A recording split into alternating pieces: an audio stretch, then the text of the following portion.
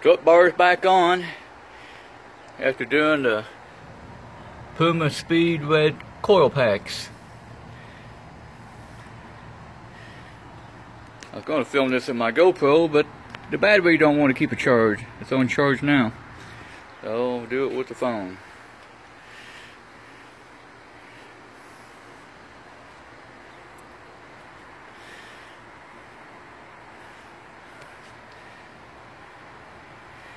About time somebody came out with a red coil pack for the 1.6 EcoBoost. Puma Speed's the first one and only one. Kept waiting for MSD or Excel to come out with them. MSD has every coil pack for the Ford EcoBoost except the 1.6.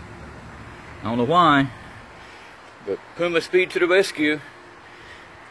These are supposed to have about 10% more spark from what they advertised than the factory ones.